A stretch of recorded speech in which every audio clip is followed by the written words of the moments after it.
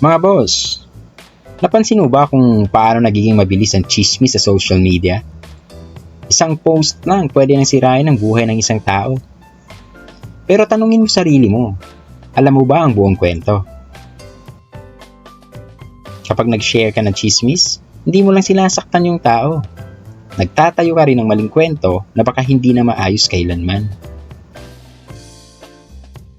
Kaya bago ka mag-click ng share o mag-comment, isipin mo muna, makakatulong ba to?